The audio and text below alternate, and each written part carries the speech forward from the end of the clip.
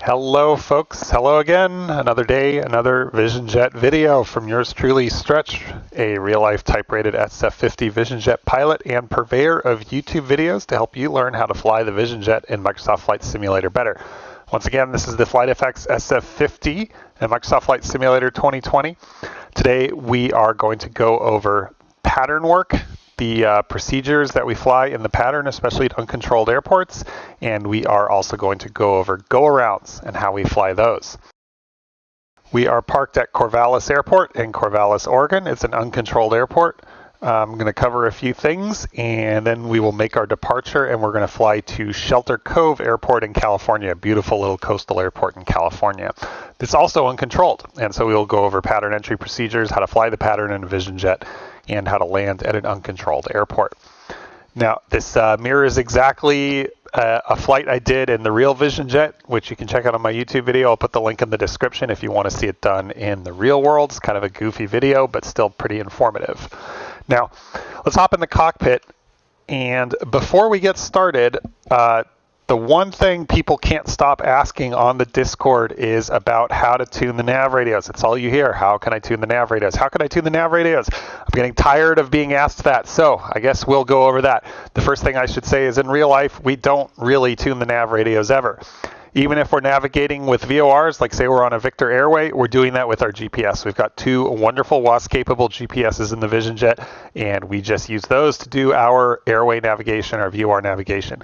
The only time we would actually use the VOR receiver is if we're flying a VOR approach, in which case, by activating the approach, it gets tuned and the course knob gets set for us automatically. So really, you don't ever actually have to do it. And Cirrus knows this, which is why they made it so unobvious how to tune the nav radios, because they knew you would never be doing it, but the internet won't shut up.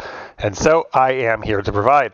We can tune nav radios manually if for some reason a tiny bug crawls into our ear and lays eggs in our brain, making us think it's a good idea to do this stuff manually. Fear not, we can do it. And we start here on the right GTC on the NavCom page. We go to the audio and radios button, and here you see up here we have nav1 and nav2. You can toggle them on and off to listen to the Morse code identifiers, and over here on the right you can tune them.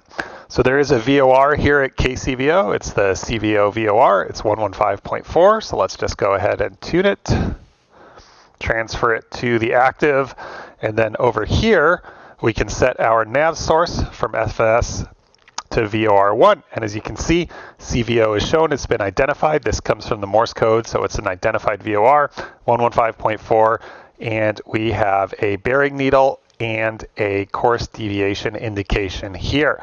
Now, when the nav source mode is VOR1 or OBS is active, this knob here becomes your course knob. You can turn it, and if we turn it, eventually we'll center the needle. Oh, there it goes. It's a little granular. It's not like this in real life, but there, look, course 231 to the VOR. All right, now we know how to tune and twist our VORs. If there's any other anachronistic navigation questions you want to ask me, like how to use the ADF or how to use the LORAN system, or maybe how to locate and use concrete arrows so you can fly your postal route, just let me know in the comments and I'll make that video too. With that done, let's set our nav source back to FMS and let's get going with the stuff that we're actually here for, which is to learn how to fly departures and arrivals at uncontrolled airports. All right, so the engine's already running, so we'll assume we've done our inits. We haven't actually done our inits, but let's at least get a flight plan in for starters. We'll just pretend we did our inits early. So we're starting at KCVO, and we're going to fly the Shed 4 departure to Shed from runway 28. We'll load that, and from there we only have one en route waypoint. It's Ebony. From there directly on to Shelter Cove, which is 0, Quebec 5. Very difficult to type without the QWERTY keyboard. Okay, that's our route. As always, let's be sure to preview it. Looks good. And with that done, let's do the before taxi checklist. All right, nav is set comms. We'll set our CTAF frequency in COM 1. That's 123.07. So you can see I don't have to type the 1. It knows that automatically. We're on CTAF frequency, ATIS and clearance have been obtained, altimeter has been set, transponder is set, heading and initial altitude for the Shed 4. Let's take a look at that. From runway 28, it's climbing right turn, heading 150. So we'll set that in the heading bug as our initial heading, and to a top altitude of only 3,000 this time. Flight controls, free and correct trim, set, flaps set, electric roll trim centered, toga button pressed. Takeoff, takeoff. CAS messages are as we expect, seats in normal upright position, parking brake released, and we'll hold on the brake check.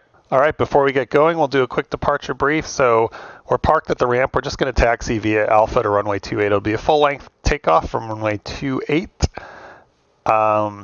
With flaps 50, be a standard takeoff. Emergencies will be standard. Airport elevation is 250 feet, so we'll set the minimums to 850 feet to represent our CAPS altitude. From brake release to rotation, we'll abandon for any malfunction, come to a complete stop on the runway, and make a decision as to a further action. From rotation to 850 feet for an engine failure, we'll land straight ahead. For a fire, we'll return to the airport and land. From 850 to 2,250 feet for an engine failure, we will pull CAPS immediately. For a fire, we'll return to the airport and land. Above 2,250 feet, we'll run the appropriate memory items and checklists. No threats for the departure. Let's talk about the Shed 4 now. So the Shed 4 from runway 28 is a climbing right turn, heading 150 to 3,000, and to join radial 081 from the Corvallis VOR out to Shed. And then from there, it's just directly onto Ebony. So we can expect basically a nice long right turnaround here that will take us to Shed.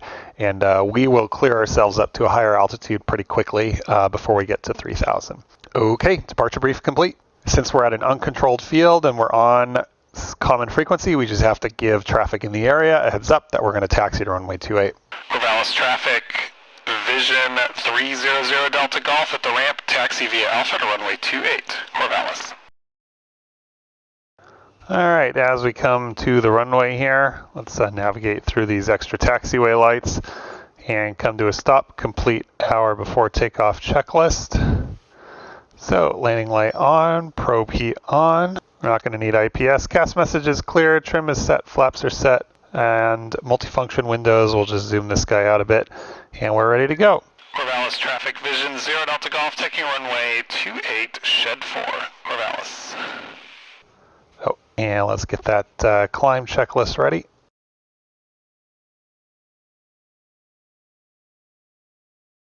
Takeoff to the T, engine instruments,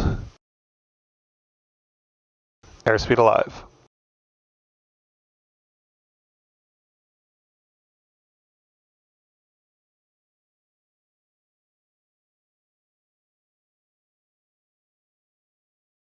'90 rotate. Positive rate, gear up.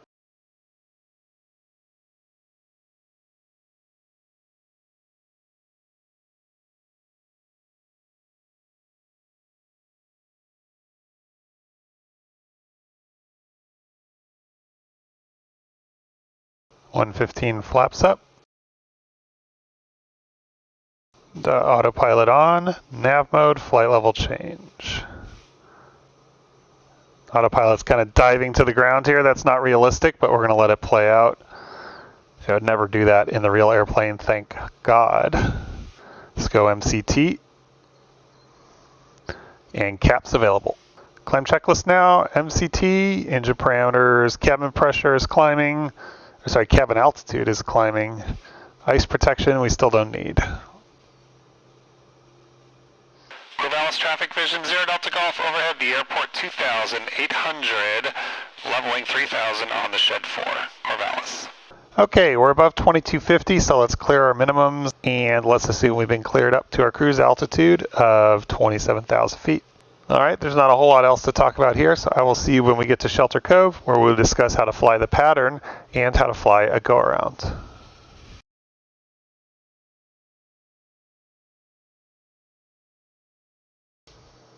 All right, folks, welcome back. We're just crossing Ebony now on our way to Shelter Cove. We're showing 21 minutes until we get there. So I'm going to begin working on my descent items. Now, first things first, we obviously don't have a VNAV profile. Shelter Cove doesn't have any arrival or approach procedures, so we have no VNAV waypoints to work with. So in order to generate a VNAV profile for us, just something I can use to get a rough estimation of when to descend, what I like to do is just set a 0-foot AGL vertical constraint at Shelter Cove and then hit enter. That will give me our top of descent, which as you can see is 6 minutes away from us, assuming we fly a 3-degree flight path down to the airport. So that's what I like to do when I'm flying into uncontrolled fields. Like I said, Shelter Cove is uncontrolled and has no approach or arrival procedures. So you can just set a simple VNAV waypoint like I did there to know when your top of descent is. Now in this particular instance, because I'm not online with VATSIM or anything like that, I'm just going to descend when VNAV tells me to. Of course, in real life, you wouldn't just descend because VNAV tells you to. You would wait until you got cleared to descend as well. The usefulness of having a vertical waypoint like I created earlier is that you get a heads up as to when you should start bugging ATC if they haven't descended you, and also if they give you a pilot's discretion for lower, you have an idea of when you can start that PD down. Now, when you're planning a flight to Shelter Cove, VFR or IFR, Shelter Cove is a coastal California airport, and like most of the California coast, because of that cold Pacific Ocean, it can often be drenched in fog. And as you can see, there are just little areas of fog here and up ahead. So when planning to fly to Shelter Cove, you always need to have an alternate somewhere further inland that's much less likely to have fog. You need to make sure you have fuel to get there because there is no gas at Shelter Cove. So you need to make sure that you have a good alternate that you're willing to use if you arrive at the airport and it's too fogged in to get in. Because like I said, it's just Class G airspace there. So if you can't get in visually, you're not getting into Shelter Cove that day. All right, let's continue with the descent and approach checklist now. So the thrust lever is set. Landing field elevation looks good. Ice protection, we're not going to need, at least not yet. And altimeter transition altitude. Now, there's no weather reporting at Shelter Cove, so in real life I would just tune the ATIS of a nearby airport and just listen to that weather. But even that has its problems because Shelter Cove is geographically distinct from nearby airports with weather observations. So it would be, even if you do get weather at that airport, things such as cloud ceiling and temperature, winds are going to be completely different from what you would find at Shelter Cove just because of the geographic differences between that nearby airports like Garberville and Little River. And if you look here in the sim, if we try to do what we did last time and just go to the weather info for Shelter Cove, you'll see there is no METAR data available. But what we can do is just type in the airport code for another nearby airport like Arcata, and just grab the weather off of there. Now this is really far away from Shelter Cove, so I would just not pay attention to anything except the altimeter setting, and even that is just to get us something ballpark. Also in real life, if we were on an IFR flight plan, center would be giving us an altimeter setting for the descent. All right, so vertical path is in, and we're about to descend. So let's set VNAV, set the bottom altitude to pattern altitude, which is 1,500 feet for us. Remember, jets always have a 1,500 foot AGL pattern altitude unless otherwise published. All right, we've got 1,500 feet, or at least as close as we can get with this little working title bug that we've got here, and we've intercepted the path. So let's continue with the checklist now. Altimeter transition, altitude, seat belts. Approach briefing.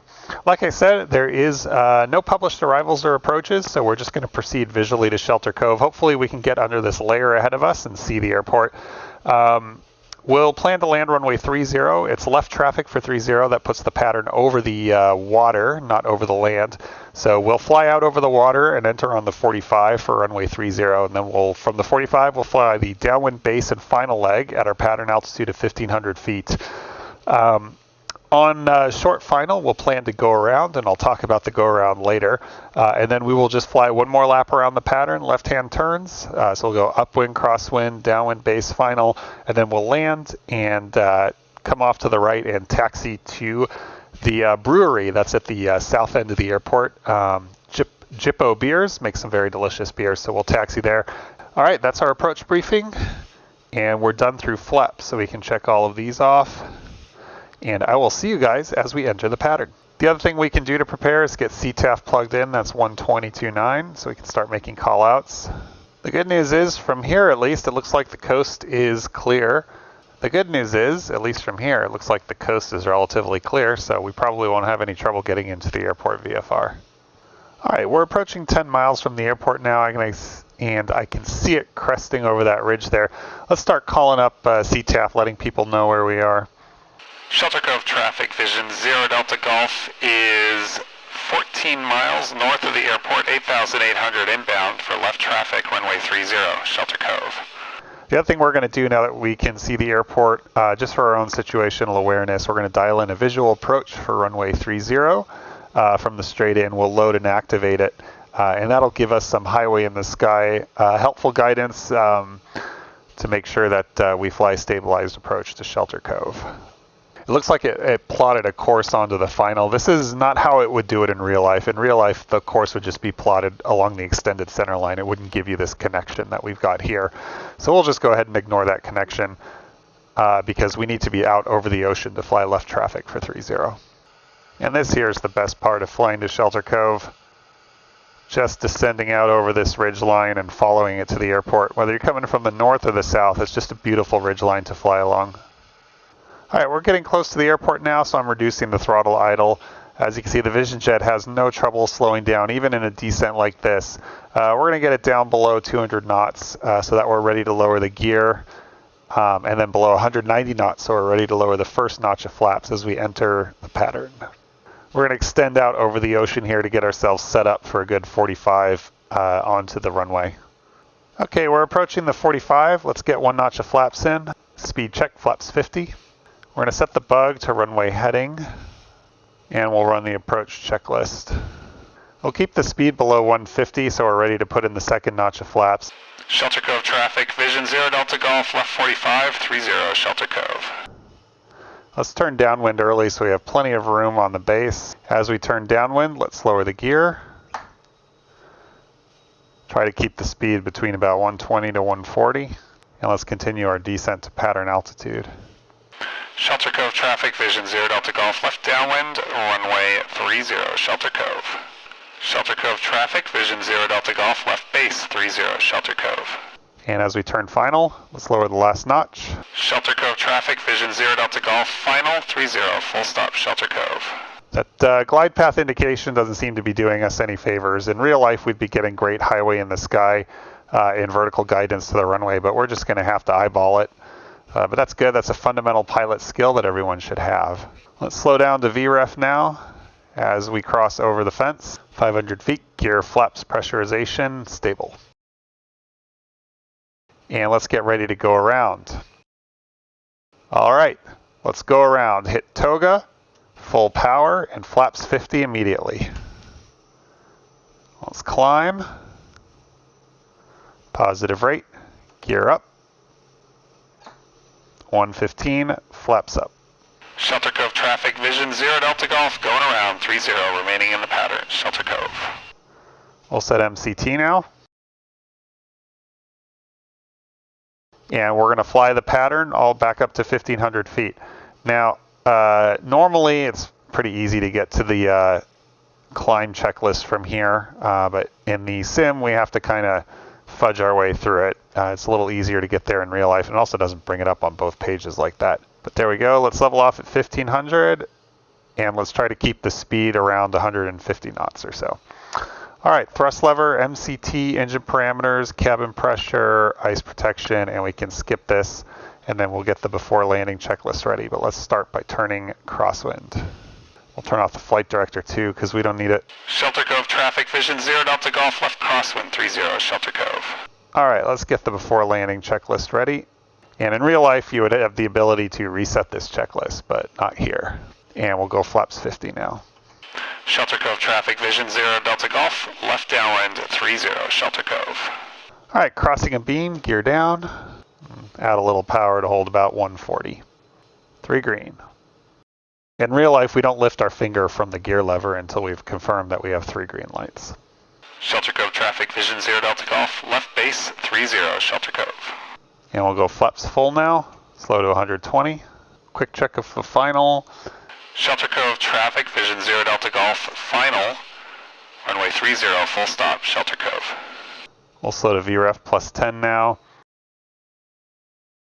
And it looks like the vertical glide path is being a little more helpful this time. 500 feet, gear flaps, pressurization, stable. Crossing the fence, slow to VREF.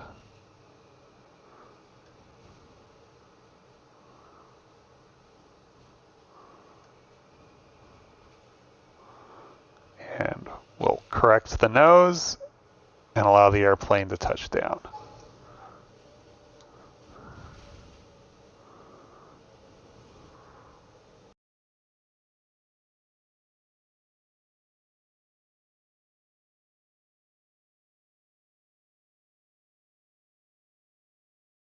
All right, now that we're slowed and under control, we can bring up the flaps, turn off the probe heat. We'll come off the runway, turn off the landing light. Shelter Cove traffic, Vision 0 Delta Golf, clearing runway 30, taxiing to parking, Shelter Cove. All right, flaps are up, IPS is off, probe heat off, external lights are set, and brake check is completed. In real life, for these smaller airports, we don't have safe taxi, so we would just see the runway. We wouldn't be able to see all these taxiways, but it looks like in Flight Simulator, we get taxiways even at these small airports. All right, that's Jippo Ale Mill up there. They got some outdoor seating, great views of the airport if you want to sip your beer and watch airplanes. This here is the parking. In real life, it's actually on quite a bit of an upslope, so it's one of the places where I actually do use the parking brake in the Vision Jet. Normally I don't. I just wait till the engine's shut down and then I chalk it myself, or the line crew will chalk it for me. But here at a place like this where there's a pretty good upslope in the parking area, you definitely want to use the parking brake, then go chalk it and release the parking brake. So that's what we'll do here. We got the thrust lever idle, engine IPS is off, oxygen master we'll leave on because we're just making a quick stop. Bleed air to fresh, lights off, and then engine knob off. And we'll press the button. While it's spooling down, we'll set the parking brake. Give my feet a rest. It's below 24% now, so we can kill the gens and bats. All right, so as you can see, the go-around in the Vision Jet's actually not that complicated a procedure. You just press the toga button, advance the throttle to full, raise the flaps to 50 immediately, and then when it's positive rate, you just do everything like you would normal takeoff. Positive rate, gear up, 115 flaps up. Now, if this go-around's part of a missed approach, you want to enable navigation, so you would hit the autopilot button and you would select, level change and climb just like you would for a takeoff.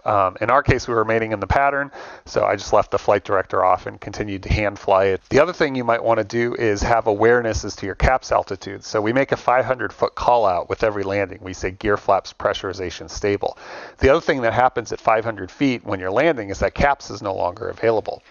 And so you make that call out at 500 feet, and then as you go around and you come up above 600 feet AGL, you can make yourself a CAPS available call out. My pattern work was decent. I did descend on the downwind. I know you're not supposed to descend on the downwind because you could be descending onto someone below you. So in a perfect world, you would be at 1,500 foot, the jet pattern altitude, on the 45, and then turning onto the downwind level at 1,500 foot. So that's a miss on my part, but other than that, as you can see, the jet flies patterns really well. I flew it really wide for this training scenario and flew it pretty slowly. In real life, I have flown patterns tighter and closer just to expedite things because, the jet burns a lot of gas and that's my wallet. So, but for the purposes of the training, I kept the pattern slow and wide so that you could see each individual step. The other big gotcha about the go-around is if you are doing a flaps 50 landing, and there's a number of reasons why you might be doing a flaps 50 landing. Maybe the crosswinds are too strong, or maybe you're landing in icing conditions where flaps 100 is not allowed. If you're doing a flaps 50 landing, when you say go around flaps 50, don't instinctively reach to the flap handle and pull it up to flap 0. If you ever meet me and put a few beers in me, I will tell you a story of a time I did exactly that at an airport in Ohio.